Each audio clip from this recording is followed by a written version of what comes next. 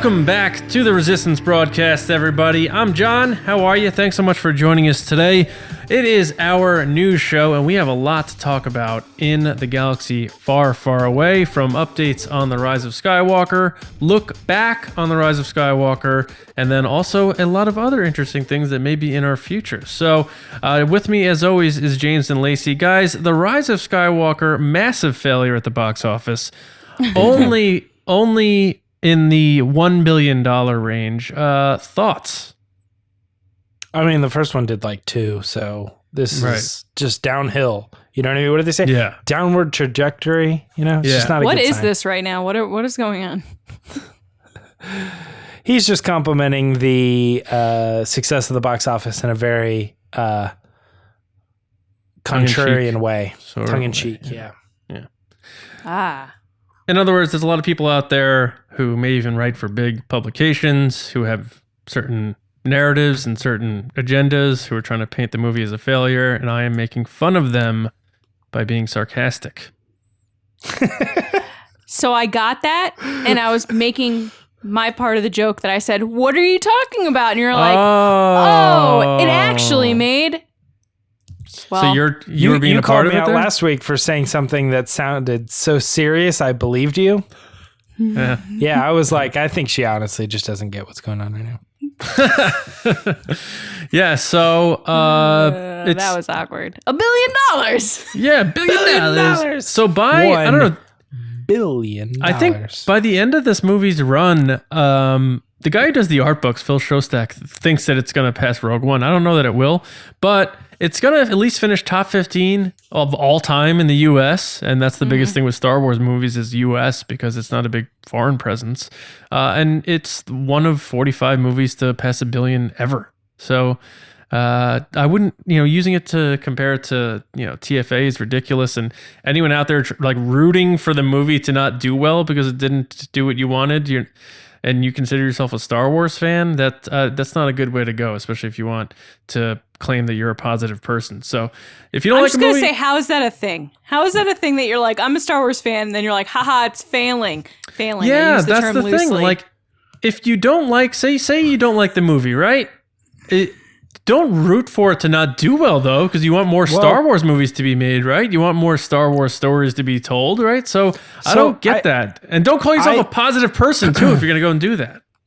Jerks. I think, and I'm not this person, but I think where that mentality is coming from is if we're outspoken about something and we're very clear that we don't want that to be the direction, if you see that fail, then there maybe would be an accumulative sort of like, okay, we can all kind of agree now that wasn't the best bet. Let's go ahead, bury that, start over, fix this, and move forward with the correct way of doing things.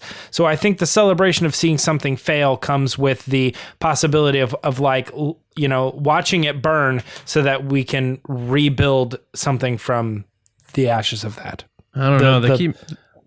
They keep making Terminator movies, man. Yeah, to me, it comes across very like, oh, you're getting a haircut? I bet it's going to look so good. And then you get the haircut and you're like, oh my God, it looks so good. And then you turn to someone else and go, oh my God, that haircut is terrible. Wait, are you Regina Georging this situation right now? I am. That's what it is. With the skirt? Yeah. Yeah. So fetch. So vintage. Nice haircut, Lacey. Thank you. New year, new me. James, did you get a haircut? No, but I freaking need one, man. Yeah, I got what they call an edge up. So my friend Kelly, who cuts me, my wife's hair, and even Johnny's hair now, came by to do Kathleen's hair, and she's like, "You need an edge up," and I was like, "Well, I don't even know what that is," and she just, fixed it up a little bit and put the hat back on. Clean up around the head and the sides. The more you know. Yeah. Yeah, the more you know. I thought you were doing a we're allowed to be here force trick. Yeah, nope. The more you know. All right, guys, look, here's the deal. There is actually Star Wars stuff to talk about, and we're going to do that right now in what we like to call the Resistance Report. James, what's going on, man? It's the Resistance. The Resistance Report. It's funny. Did you James, guys see the? Hold on. The guy at the beginning of our audio clip, I don't know whose voice it is, but it's like right before the music kicks in. Han Solo. That's not Han Solo.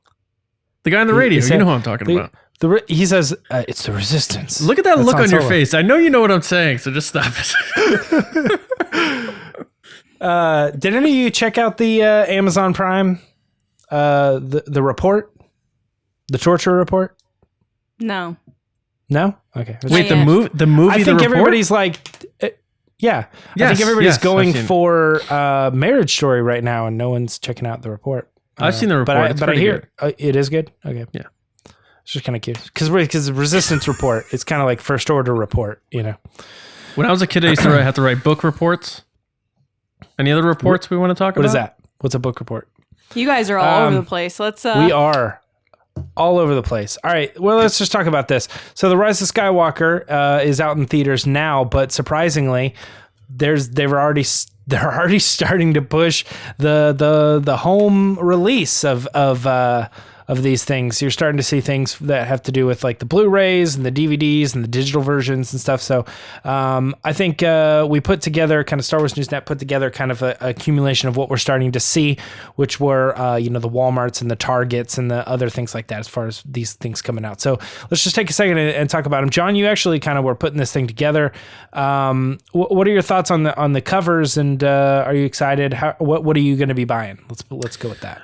I like keeping things in uniform. So I had bought the Steelbook of TFA first. And I don't know how I felt about that.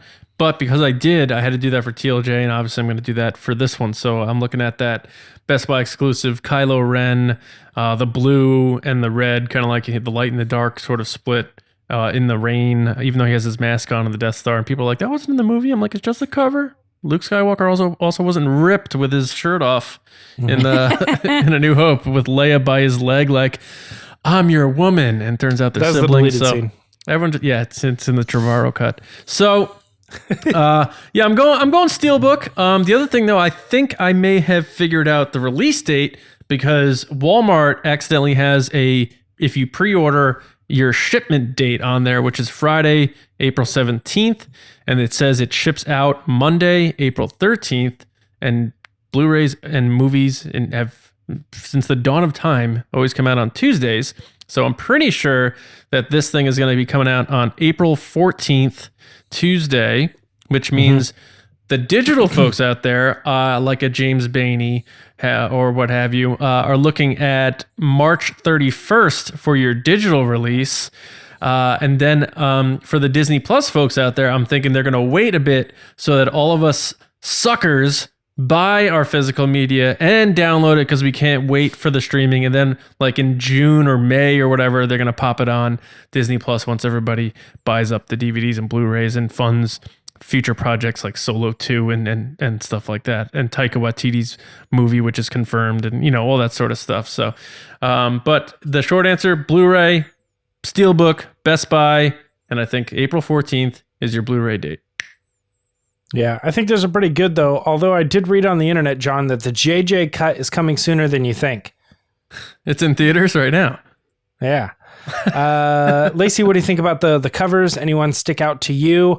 And are you excited? Are you the sucker, Lacey, that's going to buy the digital copy for 2 weeks and then go out and buy the physical copy? No, I am not the sucker. I am the one that will get the physical copy. And so far I've been buying the versions from Target. That's usually the ones I get because Target's super close to my house. I mean, Best Buy is pretty close too, but Target's like right around the corner from my house. Everything's close to you. Get out of here. I have to go like 25 minutes to get to those stores. You're like, you could throw a rock and hit both of them. So just stop. Yeah. When I lived in Connecticut, I lived right next to the Target. I lived there for 3 days. That's actually true. James was laughing at us, by the way, when he came to visit, because in our group text, I'd be like, okay, I'll pick up James. And John would be like, where's he at? And I'd be like, oh, he's at the Best Western next to the Target. And James was like, how do they know which Target? There's got to be 6 Targets. Also, that could variously be in Dayton. Lacey, I know you need to finish your journey about talking about which version you're picking up, but forgive me. James walked like 45 minutes to Popeyes when he was here. Did we talk about this on the podcast or just? I don't think so. That's I made incredible. homemade Popeye sandwiches. They were amazing. Like he had to walk down Newtown Road and stuff. Dude likes a chicken sandwich. Yeah, it was cold, and I didn't have any other options. And I am a pick up the pizza, not a delivery guy. I hate paying extra to have somebody just bring it to me. I will go get it. So I had all day and nothing to do, and these guys were working. So I was just like, well, whatever. You I should gotta have get gone out of to the Home hotel. Goods. It's right there. I'm just gonna I did. No, I didn't go to Home Goods. I went to Walmart. Oh. So Lacey, when you walk to Target, you're gonna buy that $34.99 sweet exclusive. I don't walk to Target. I'm kidding. I'm just going by the theme here. Oh. All right. But you're going with the Target one? I don't know. I haven't. Whatever one's 4K, because those are what my TVs are. They're both 4K, but you can have Kylo Ren, Steelbook, Best Buy. It is a cool cover. See, but he doesn't wear the helmet in that scene. And Or this one is your Target one, which is like more A New Hope-y. I like the Target one. Yeah, that is pretty cool. I gotta admit, I do like that. Do you know my son can't say Goofy, so he says Hopi? Hope-y? That's kind of cute. Yep. He says Hopi. Or if you just want the regular Blu-ray, it's probably going to be the theatrical poster. I'm probably going to do, I know I talk about the digital, but like I'm probably going to end up doing that, the Target New Hopi one, just to kind of in some way like complete that collection that I have like here. You know, it's the Star Wars Force Awakens and then The Last Jedi one like right next to it. So I don't know. But we're all suckers. I still think we're all suckers because we're already paying for the movie. It's on Disney Plus, but whatever. We're going to buy it twice. Right. Well, that's true. And then there's still people out there who are going to buy that 9 movie set, which has, I mean, it's $250. It's insanity. We have patrons that specifically said they were going to do all 3.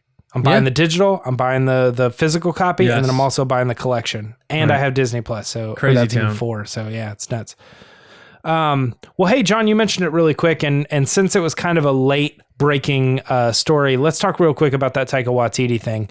Lacey, do you think there's any truth to what we're hearing from the Hollywood Reporter? They did an exclusive, Taika Waititi being approached to work on a new Star Wars project. What are you thinking? Yes, because he did the stuff for The Mandalorian and everybody loved all his both his episodes. Oh, his one episode. 2 episodes. He did 1 episode. 1 episode. They loved his episode. Sorry, I'm thinking IG-11's. Don't say episode. Yeah, he was in other Chapter. Chapters.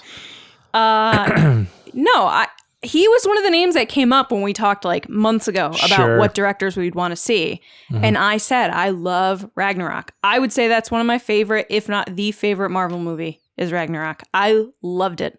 I would love to see him to do a Star Wars movie. I'd love to see him write it. Yeah, he's also got some Oscar buzz right now and some nominations and Gold Globes. And so he's is definitely in the strong category. John, do you think there's any truth to this considering his tweets? I would Taika this with a pinch of cinnamon, but I think there's a possibility that he could be doing something. I am thinking, hierarchy stuff is real with this type of thing when they bring in certain directors. Familiarity and who you know is definitely a big thing, is something I'm learning more and more. J.J. Abrams coming back, and Michelle Rejwan is now the second in command at Lucasfilm, and she was his associate producer back in the day, 10 years ago. I mean, it's all connected. If Taika is rumored to be doing a movie, Kevin Feige's going to be producing a Star Wars movie. Are they doing the same one together? Who knows? Is Kevin Feige, does that mean Kevin Feige, it's whispers of Kevin Feige having a bigger presence going forward? As Kathleen Kennedy maybe starts fading into the weeds here. We haven't really heard much from Kathleen Kennedy since the premiere, really. Since Connie. Since her sister? Connie. Yeah, it's true. It's like a horror movie. Her sister takes her place and she has her like tied up in the back somewhere. Honestly, it's the last time we heard from Kathleen was Connie. Yeah. So I think it's possible it could be true, but again, Taika himself, who I guess he does have a very quirky, on the surface though, sense of humor, immediately tweeted out the cover of the album rumors by Fleetwood Mac. I love Fleetwood Mac. Which is his way of saying, like, I have just heard the reports. It's just a rumor, so don't run crazy with it. And the Hollywood Reporter, you know, while they're a big trade, they have missed on some things in the past and maybe ran with things. Like they even said in their article, Lucasfilm or Disney did not respond to our inquiries about this. So right now, it's just they heard something from a source. Depending on where that source is how reliable it is, but they felt enough to run with it. And it could have been as simple as he had a meeting with them 3 months ago, and that's enough to say he was in talks to direct a Star Wars movie. Does it mean it's happening? Sure. No. Rian Johnson is supposed to be making this trilogy, like, confirmed, and that's still not happening. So this is something, until we hear more, I'm just going to be like, that's cool, I guess. Yeah, I easily take it as just like a job interview to some degrees. You know what I mean? Like, hey, I just want to throw my hat in the ring. You know, I'm looking at what I'm going to be doing in the next couple of years. And this is a possibility. The other hand of that is, you know, Lucasfilm approaching him saying, hey, man, we like what you're doing. We see a lot of good stuff coming out of you. We have a movie coming up, Thor, Love and Thunder. And we're not saying anything. We're just saying, depending on how you do, maybe some other opportunities in the future. We just kind of want to look at your schedule and things like that, you know? And the other thing too is like, I guarantee there's 5 other directors that have been approached as well. You know, it's just like, this one's probably the flashiest. So you go with this story or something, but yeah, I feel there's bad not though. A whole lot to that. You do? I feel bad for him now though.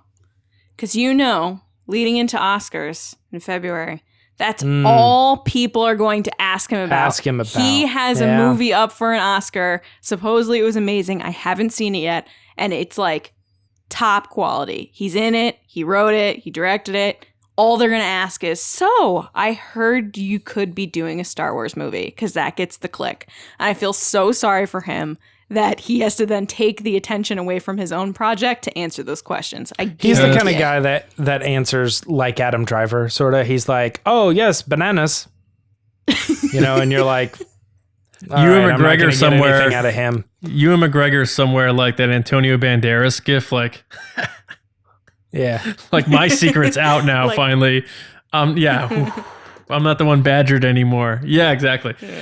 But you know what though I find weird about this, and well, maybe because it's not from an official source, is that I really feel like out of any studio, like has there been, I'm trying to think, has there been a female director for one of these Marvel movies yet? Am I missing something? Yeah, Captain Marvel. That was a female director? Yeah, I believe so. Okay. Because I feel like Star Wars, out of any studio, has the most pressure to hire a female director for a movie. We've already gotten live action directors that are women. But I just feel like there's so much pressure on them to hire a female director, because fans are just, every time there's a new announcement, remember the whole Favreau thing? All these fans who attacked them over it, who are now obviously obsessed with The Mandalorian, are gonna attack again if there's another announcement and it's not a woman. So I think they're very cognizant of that. So I'd be surprised if the next Star Wars director they announce isn't a woman. But I heard a rumor they are interviewing women. Oh, cool. Oh, I'm sure they are. Yeah. Like only women right now. So it's interesting that this news came out. Interesting. Like groups of women directors. So Taika's, you think this Taika story is bunk? I'm not saying it's bunk. It's just interesting that I heard this in the past week, that women directors were being approached specifically. And then this comes out. But I feel like he's one of those fan favorites that people kind of say, okay. Mm-hmm. I was going to say, John, interestingly enough, too, Patty Jenkins was supposed to direct Thor Ragnarok. I love Patty Jenkins. Left the project and it was given to Taika. So it's kind of interesting that the connection there. We've talked a lot about a story that I was just hoping to get a couple points on. Yeah, sorry about that. Yeah. Why don't we go to another crazy rumor? And that is we've all heard about it. Come on, Jar Binks possibly coming back for something, some sort of connection to the Kenobi series. Lacey, I'm gonna start with you on this one because I know you like Jar Jar. I know you like Ahmed. I know you like Obi-Wan. What are your thoughts? So if it happens, I'm going to love it. And I'm sure fans really want it to happen. I don't know how it's going to fit into the scenario of Obi-Wan. Like where we left off with Jar Jar, where we hear about him in comics and books and stuff, and where he ends up at this point in time. I don't know how it's going to work. So I'm like hesitant to be like, yes, of course. But at the same time, I'd love to see it. Yeah, I know everybody knows how I feel about the Obi-Wan series. I think I'm going to like it when it comes out, but I am still kind of like, I have this idea of what I think they're probably going to do with it. And I'm like, yeah, whatever. And in a weird way, I know this is weird, but like this news actually made me go, I'd like to see that. I wouldn't mind that conversation of, Jar Jar. I think the biggest thing for me is like the way that it was reported was that it would kind of give a little bit of a reconciliation on how he was treated post his idea or his movement to Sure. bring in as a Supreme Chancellor, and how everybody like praised him. Yay, Jar Binks. They're all cheering in the Senate. And then it's like after everything happened, like we clearly know it didn't go well, and he was probably like pushed out and probably in a very bad way. And I don't know, I'm just kind of interested in that story. I know it's probably like a rather for a book or something, but I want to see a 2020 or 2021 like Jar Binks visual effect. I think that would be so cool. Like I want to would see be what very it looks cool. like. Yeah. So yeah, I think like in a weird way we're all kind of on board with this, and in a weird way we're obviously very accepting of. We'll see where it goes. Right. All right, let's talk about this next thing. So this is the Rise of Skywalker. John didn't Kylo get to Ren. talk about Jar Jar. I just kind of highlighted his own rumor review. That's That's probably accurate. my fault. Yeah. All right. Sorry about that, John. So the Rise of Skywalker, Snoke's influence. All right. I guess he really wants to say something. John, you did a whole rumor review on this. We already know, right? Look at his shirt. It says NF. Nothing fun. You'd be killer in an improv class.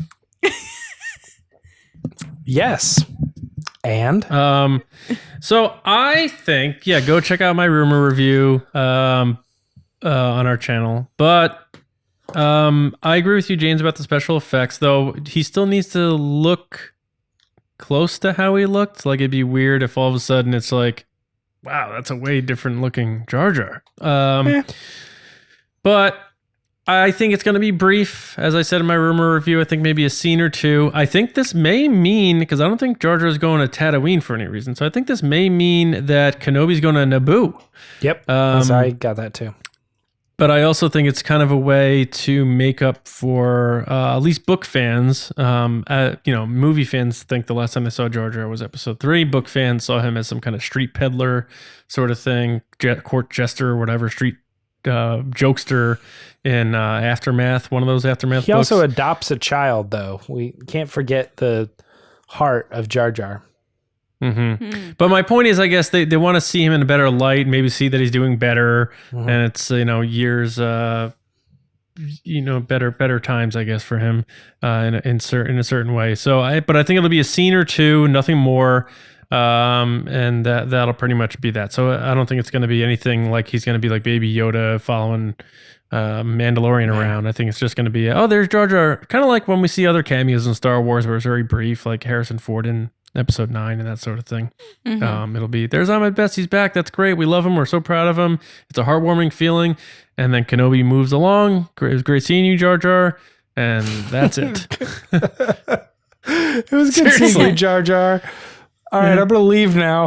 I gotta go now. Yeah. All right. Well, good. Yeah. I'm glad we all got our takes. Let's go ahead and talk about that comic. The Rise of Kylo Ren #2 showcases Snoke's influence. Snoke. You love that Snoke, don't you? And that was his original name. Snokey from Jersey Shore. No one? All right. It's just straight crickets here. All right. Good thing you're starting to do new sound effects on the podcast. Yeah, exactly. I don't know. I lightly leafed through this. I also kind of I read the Star Wars Newsnet article. John, do you have any particular opinion on where this is going? Do you like the idea of what they're doing with Snoke as a character? Well, it's funny because Charles Soule was like, and by the way, thanks to Kyle Larson for writing these reviews because I still don't know how to get these comics. I'm just such a dinosaur. He's like, just get this app and then download that. And if you need my login, I'll help you out. I'm just like, what? But anyway, you could tell like Charles Soule's like, well, I knew what JJ and all them are doing with Snoke. So as I wrote this, obviously, so that's very good. They're obviously going to make it a way to fit that now. So they're going to tell us some things about Snoke. They're already starting to pepper that in by saying Snoke wasn't my original name. It was something else and that sort of thing. So you also have to look at it in the lens of this is sort of a Palpatine proxy in a way. I still think Snoke was a person. And when Palpatine says I made Snoke, I don't think he literally thinks he like is saying he made the first Snoke. He may have cloned him several times, but I think he may have possessed a person and made him his tangible physical being in the galaxy. But that aside, I like Charles Soule a lot. This is some hokey writing, in my opinion, on some of these panels. Like the Ren guy, I feel like it's very cheesy. Ben Solo saying this is Luke Skywalker, he is a legend. Like, I don't know. It's not really doing it for me, I guess. It's cool seeing like Lorsan Tekka because you kind of wondered what he was really doing, and seeing him with young Ben Solo adds to that first scene in The Force Awakens a bit, I guess. But other than that, I need to see the rest of this run before I can get my full take on it. But see, the Snoke part is cool because I feel like we need it, and this is probably where we're gonna get it. So I'm a little wishy-washy on this whole thing. I don't know about you guys. Lacey, what are your thoughts? Well, Snoke is wearing this like old man newspaper cap. Like, I don't know. Like, he looks like Pappy, who's just given advice. Pappy? Like Pappy, he's got like that hat, that like old man hat. I hate it. Yep. Who decided that? Right. Okay, here are my thoughts. My thoughts on this comic are I was excited for it, and then The Rise of Skywalker came out, and I know what happens, so I'm not excited anymore. And I know this is very out of character for me, and I'm really sorry, but I feel like now that I know Snoke's in a test tube with a bunch of other Snoke torsos, I have no interest in Snoke or Kylo Ren and where he came from, because I know where he ends up. And I feel like I don't know, it's not like me, because usually I'm like, oh, I have to know what happens so that I can enjoy the journey. This is one of those scenarios that I don't like what happens, so I don't want to know what the journey is, because I don't like where it ends up. That's interesting. I'm sorry, I've let you all down. No. You know what's funny? I think it's increased my interest in wanting to know about Snoke, because I just thought there was Snoke, he was the guy, and he got killed. I don't care where he went to high school. Now it's this whole thing where you got Palpatine saying, I made Snoke. What does that mean exactly? Like, so I agree about, I guess, the Kylo Ren thing. Like, we kind of are going to figure out how this goes, and they're already showing us what happened and flashing back. I'll give more thoughts on Thursday. But I don't know. I feel like I'm more interested in Snoke now. I just feel like I was so excited for this comic book, and now that it's out, I'm like, I don't think the Rise of Skywalker changed my opinion at all on Kylo Ren and the story that they're telling here, as far as like how did he become that person? Because regardless of how he ends up, I know where he is in The Force Awakens, and I want to know how he got there. So I am interested in that. And I like the exploration of the other character, Ren, and what the larger meaning behind the Knights of Ren and how long they've been around, and some of that stuff. I think that stuff is all cool. The Snoke thing definitely is interesting, and I actually disagree with John. I think I have my own kind of headcanon or theory on like what Snoke is. So Well, what we'll is see it? how it plays out. I No, think no. You can't disagree with me and then hide your theories for them when it really happens. You're like, yeah, that's what I thought. No, No, let's I just go. don't think any it's really important because it's just a theory. But we are Oh, on like it's a Star important. Wars podcast, so Yeah, we let's might as go. well. What is it? Let's. I hear guess this- just my this thing theory. is like I don't think that Snoke is possessed by Palpatine or is a puppet of Palpatine or some sort of like AI that's, doing this thing. But I think that, or like a programmed thing, I tend to think that because there are certain things like Kylo Ren in The Rise of Skywalker saying, but there's one thing that Palpatine doesn't know. He doesn't know that we're connected to the Force. But Snoke was the one that bridged their minds. So I would think that would be really weird if Palpatine was ultimately Snoke or talking to him through Snoke. I tend to think that Palpatine created Snoke, like the baby Snoke or the body Snoke or whatever, and just kind of like sent him off to go do dark side stuff. And this is kind of where he is. That way Snoke still exists as his own person and his own mindset, but maybe he doesn't quite understand or know his origin, or maybe he does know his origin, but it's just like weird and messed up, but he's like, well, whatever, you know what I mean? I'm Snoke. I'm going to live my own life. But the idea of him being a character that could be killed, I don't know, like it plays into the weird like consequence thing. Like, what is Snoke's existential understanding of his own existence? If he were aware that he were a clone or a body, maybe he doesn't care as much that Kylo kills him. I don't know. It's just interesting. I just want to see it play out, like what way it's going to go. Man, we talked a lot about a comic book. There's so much news. We have so much to talk about, I feel like, right? All right, we can move on. We got one more story. Dominic Monaghan shares more details about his character and anecdotes about the making of the Rise of Skywalker. Long story short, he sat down with Hollywood Reporter and he just was kind of chatting it out and saying, yeah, there was a lot of stuff that they shot that didn't quite make the cut, including a little bit of tidbits about his character specifically. So let's go with Lacey on this one. What do you think? Are you a fan of this character? I don't know much about this character, but I have to say this is my favorite story of the Resistance Report tonight. And I believe Christy did this one, right? Mm-hmm. She did. This is her first story. Congrats, Christy. Hey, there you go. I believe. Now we're going to find out if she listens to the podcast. Ooh. Well, I hope so, because I just gave you a shout out. All right. So this was my favorite story because it's another example of someone that really loves Star Wars that got to be a part of it and how magical that was for them. It's a little kind of like, ooh, because he's like, well, I nagged JJ for 15 years, so he eventually had to put me into the movie.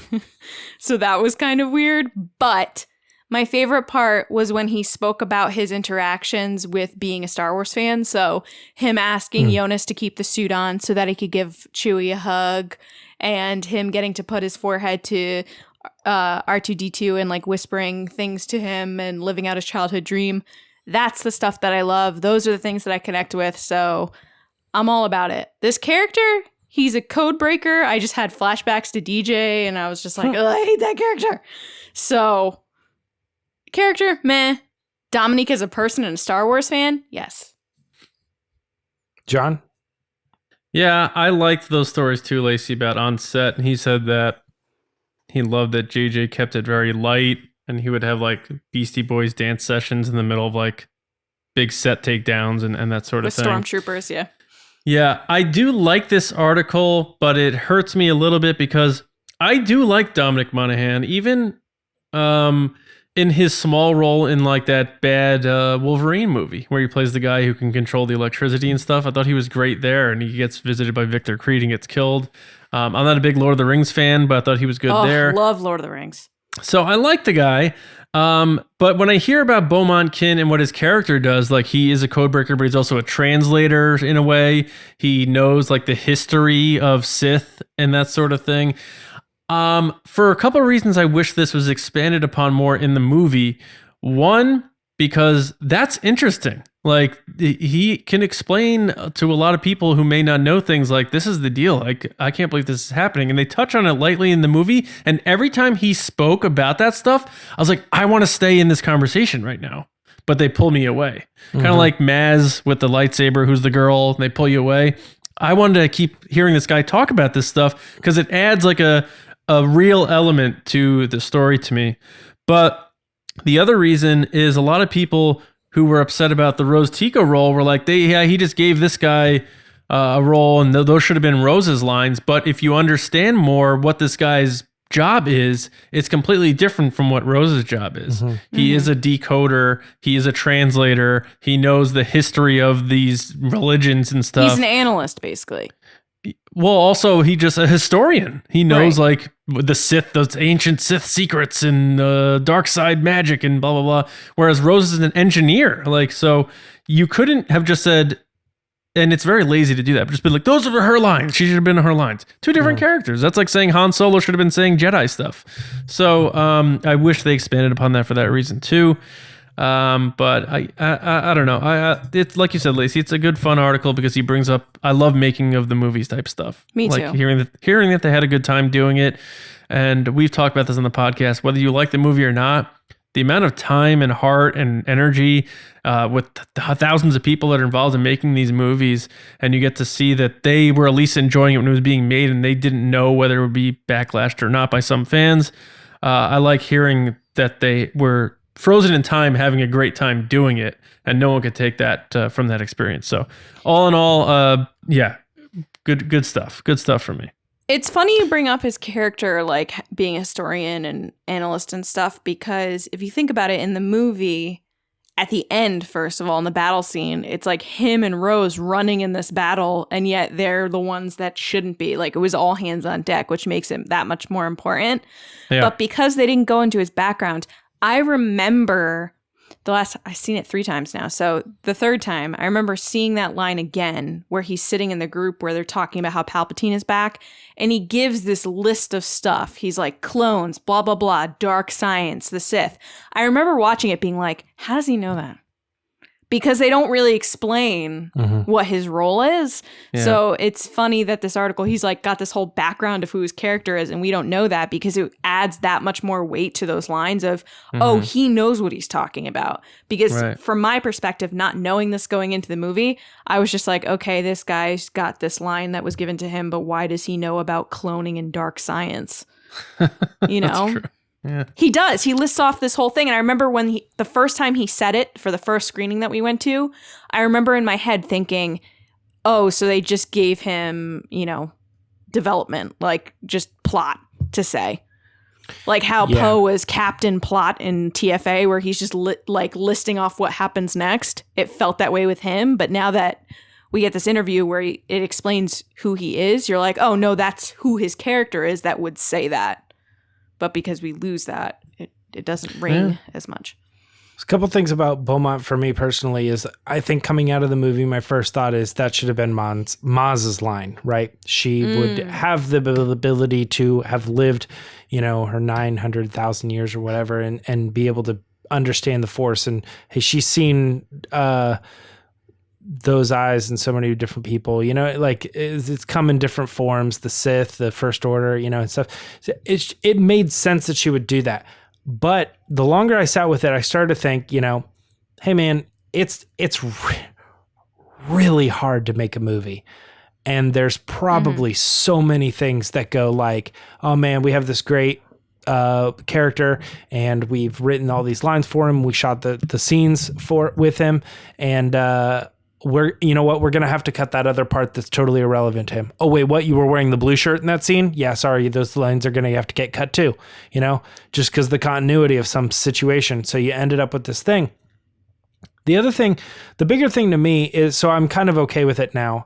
The other thing too is I think Star Wars just in general has a lot of characters that are like, sir, we've blah, blah, blah, blah. And it's like, that's the exposition of the story too, and we're not picking out those particular characters. There's a lot in Rogue One where they're all sitting around a table, and I recognize Jyn, who maybe I don't even understand why she's at the table, and Mon Mothma. Everybody else, I'm like, who are these people? But you just kind of get a feeling for who they are and what they're supposed to be. I think the biggest problem with Beaumont is the line, the biggest line that people remember about him is the line that explains why Palpatine is back. Right. And nobody likes the line. I feel like it's the writing here, or the story is predicting or projecting what we feel about that character. So Poe is up there and he's like, guys, our worst fears have been realized. Somehow Palpatine returned. How is this possible? And we're like, yes. How is this possible? And he's like, cloning and dark magic and stuff. And we're like, that's the other thing, what? Is the delivery. That's the explanation. I'm not an actor, whatever. The delivery of the line is what kind of irked me too, because it's written as a list, like he's thinking it through, but he delivers it very flat. He's like, this, instead of being like this, and this, and maybe this. I don't know. It's just, I agree with James. It seemed like a throwaway where we're like, okay, but how? I'm beginning to realize that I'm going to be that massive The Rise of Skywalker apologist for the rest of my life. I'm like, anytime, and it's genuine too. I'm like, oh man, I love that line when he's talking about dark magic and cloning, and you guys are like, man, that line stunk. Well, you know what's really funny though, if you think about it, you really like The Rise of Skywalker and you'll defend it. I defend TFA all the time to people. And then James is usually the one that's like, well, Last Jedi makes sense. Like this and this. Well, I think we all think Last Jedi makes sense. Of course. But I'm saying, like, if we say something about it that might be a little more on the negative side, James is the one that usually defends it. Yeah. It's just Whereas interesting. in this that's case, somebody saying something negative about The Rise of Skywalker, I might actually chime up a little bit. And I'm like, I agree. You know, right. Yeah, that's a little. And then TFA, I'm like, you all shut up. It is a perfect movie. Now, this is one other thing that is really just a guess. You know how like J.J. Abrams always likes to sneak in his Beastie Boys references with character names and stuff? Mm-hmm. Like BB-8, Beastie Boys, L.O.A.S.T. was Hello Nasty. Beaumont is Beaumont Kin, which is BK, and BK is an abbreviation for Brooklyn. No Sleep Till Brooklyn. That's my guess. It's a little bit of a stretch, but I could maybe see reach. it. He could also like British Knights. Or Burger King. I need someone to ask J.J. Abrams. It's not like King, Burger King, Lacey. He might.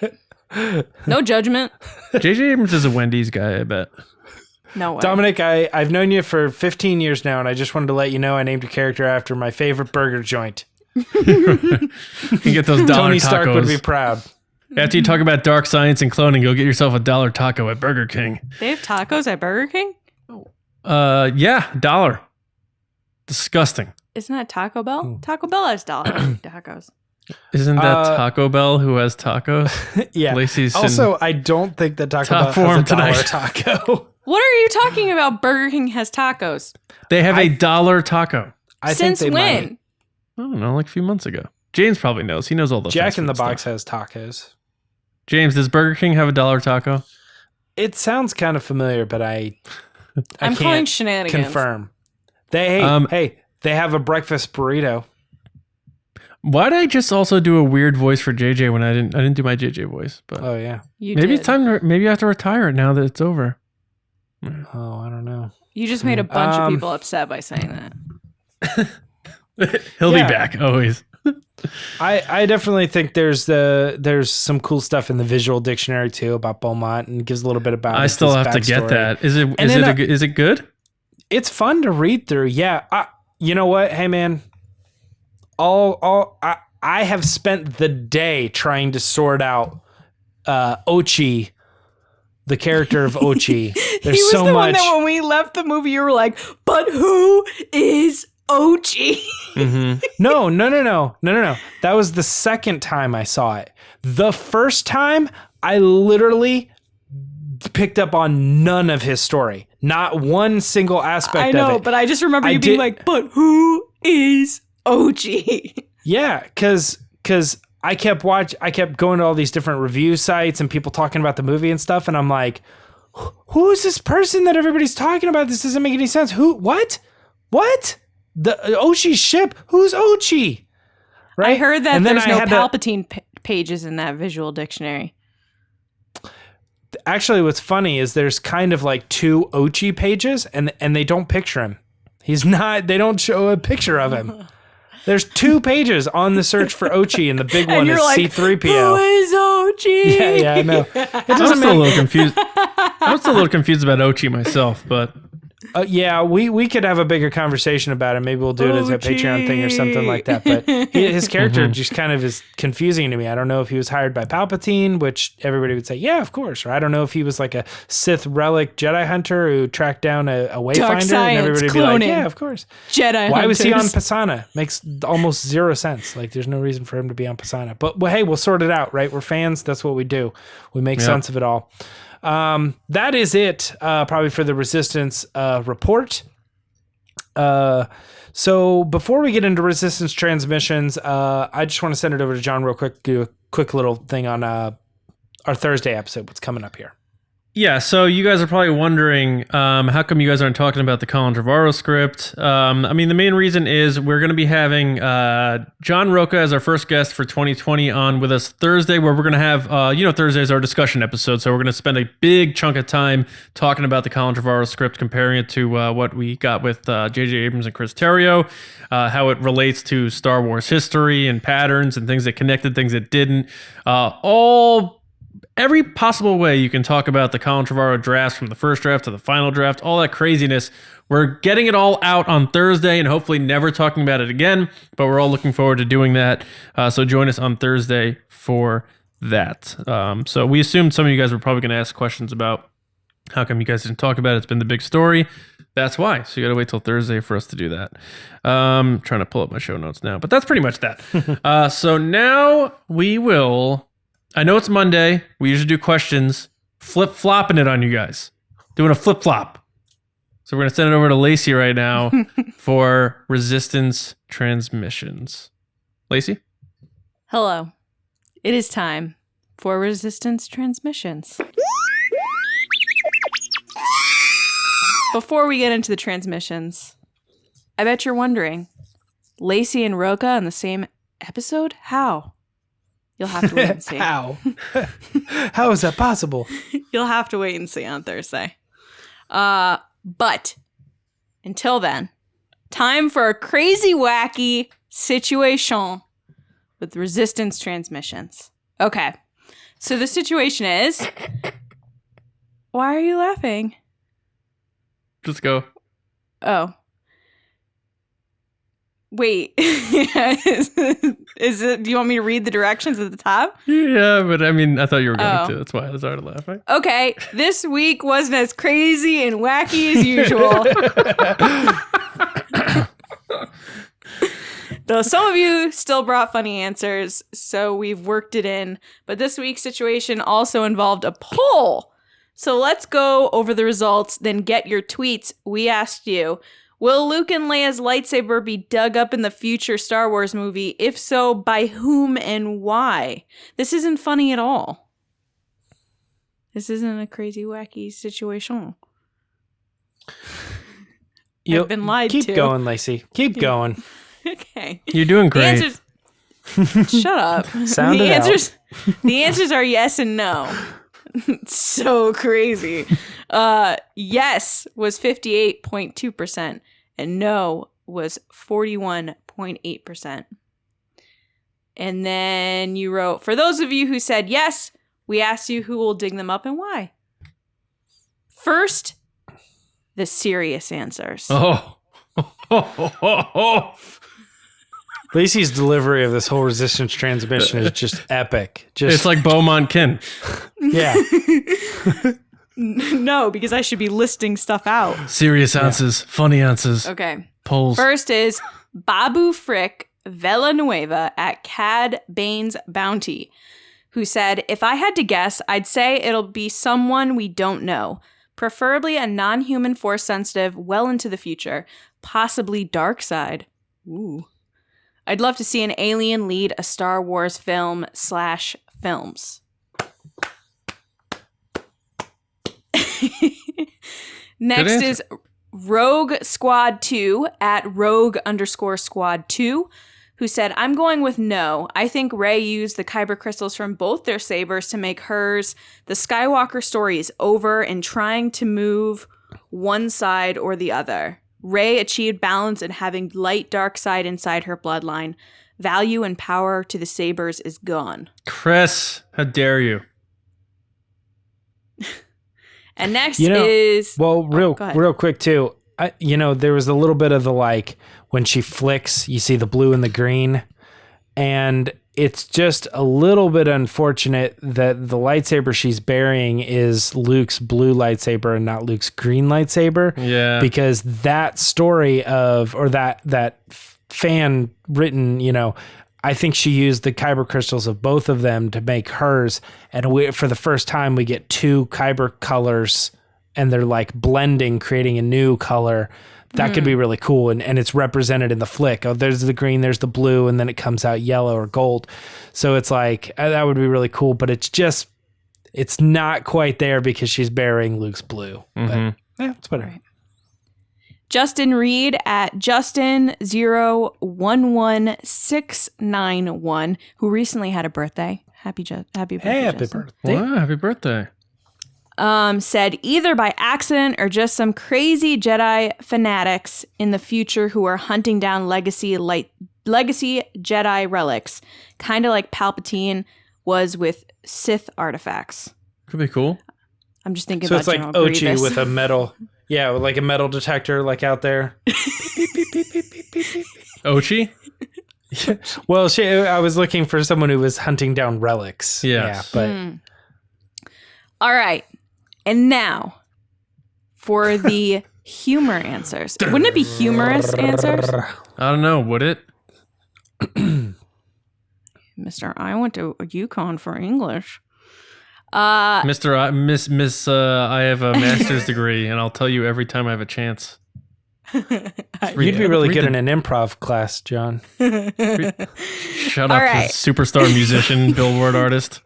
I love that we're all saying shut up, but then we're complimenting the person after we say shut up. Yeah. Shut up, you wonderful human being that I like being friends with. Okay, first up is Joey Sack at Joey Sack, who said, Anakin's Force Ghost. If there's one thing he dislikes more than sand, it's his lightsaber being buried in sand. You know? He's like, no! Yeah. Yep. Brian Bond at BG Bond said, General Grievous. That's what I just said. They would make fine additions to his collection. They would. So he's not dead, is what we're saying here. I guess so. Yeah. Martin Beaumont at Marty Beaumont said, Beaumont? the old, is it Bew or Bo? Well, we were just talking about Beaumont, the character, for 30 that minutes. character's Maybe name, it's yeah. the same Is pronunciation. that how it's spelled? Beau is Bo. Yeah. It could also be Bew. I don't think so. No. Why don't you go do more audiobooks? It could also be Martai. You don't even want to know the things that I've said wrong on audiobooks that they've been like, that is not how you say that word. And then I have to redo it. Audio bukes. Like how I did a book and I said leg because she had a fake leg. I had to say leg the whole book, but she didn't correct me. But You said whatever. leg I say leg. instead of leg? So Leg? you have egg, leg, keg. Why do you do it that Leg? way? Do you think people I've say always said leg? it that. No, I've she's- always said leg. She's saying leg instead of leg. Yeah, I say leg too. You say, say leg? An egg. I'm gonna have some eggs in Hold the on, morning. hold on a second. You say leg? What My planet leg. are we on? My leg hurts. It's Leg, leg. Guys, And this I is say egg. this is a Like, I'm deal gonna have breaker. some You eggs. say This is- leg? This is a Like- deal breaker like for me, keg? guys. That's weird. I've never even put together that that's how you would say it. Martin's like, just read my tweet. Yeah. Okay, Marty Good old Marty. Beaumont. said the old Okay, said the old woman, ... She watches Rey leave on the Falcon, digs up the sabers, and sells them on eBay. 2 Skywalker lightsabers, 1 worn, other mint condition, no galactic credits, PayPal only. There you go. I like 1 worn, other mint condition. Like, Did you guys ever think, like, have any thought that old woman, like, did you get like Jafar vibes from her? Like that there was more to her? She was just some old woman with Nope. a camel. I took more like she was a druggie. like, what are you doing here? Like, and imagine- she's like, who are you? Right. Like, what are you doing out here? Imagine JJ totally just screwed us all and just had like, you see like a yellow Sith eye in her or something. That would have been something else. Okay, Colin Trevorrow. Colin Trevorrow. I didn't say her face was a robot. Okay, next is Tom Rose, parenthesis, blue check, Hey. at Towhead81. That means he's blonde. Did you know that? Towhead? Towhead means you're blonde. Oh, yeah?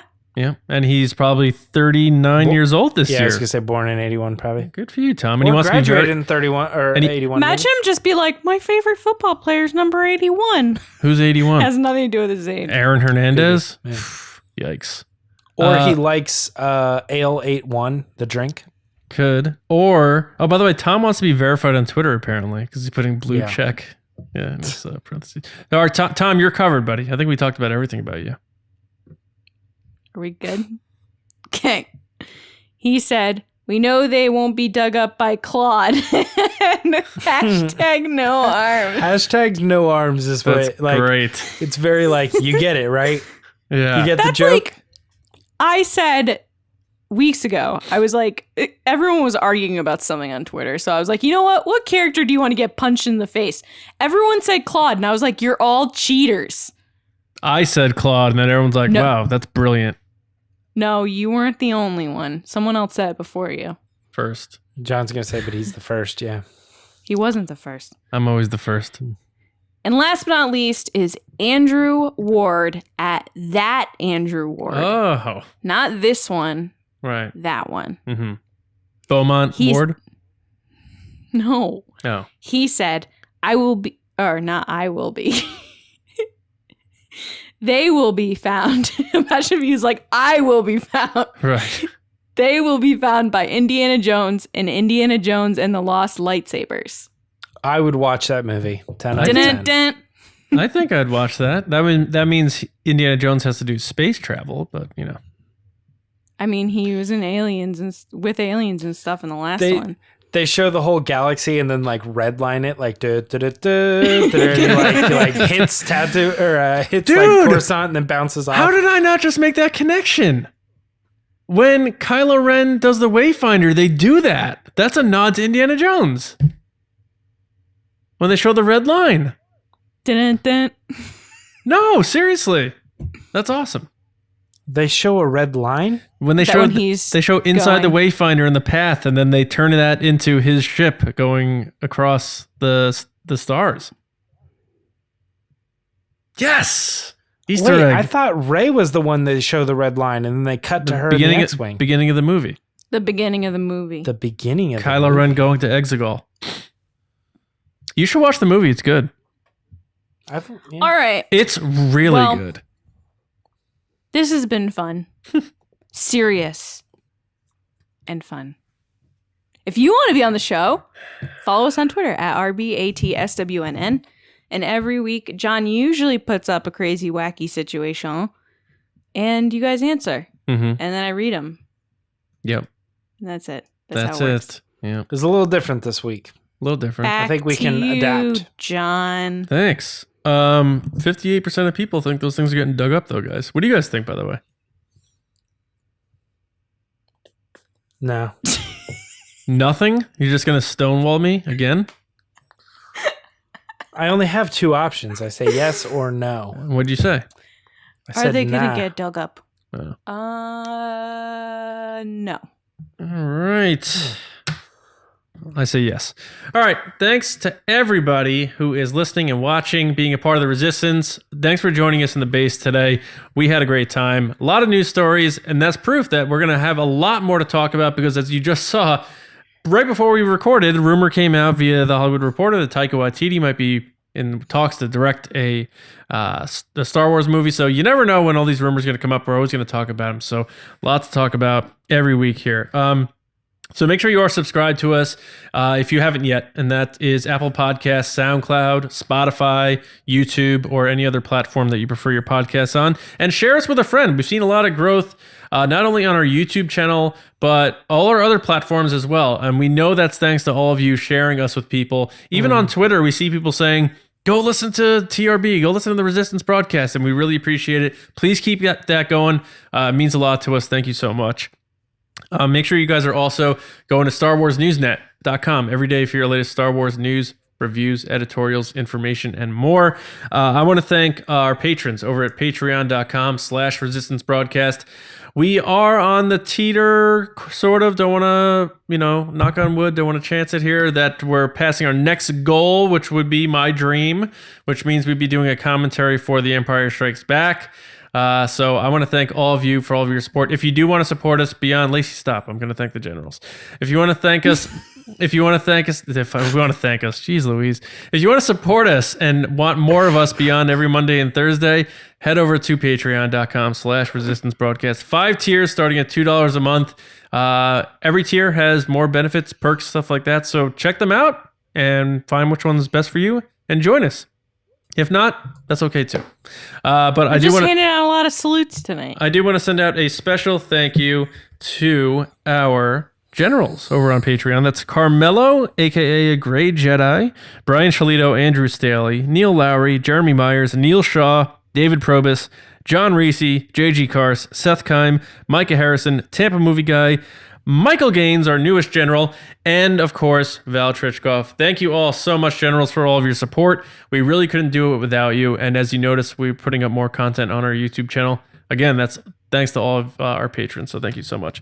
There's been more sales going on. If you guys want to pick up some Make Solo 2 Happen stuff, Sheevy Babes, our store on tpublic.com, of course. And that's pretty much all the plugs, I believe. So you guys can find me on Twitter at Johnny Hoey and over at StarWarsNewsNet.com. James Baney. Twitter and Instagram at Myra Trunks.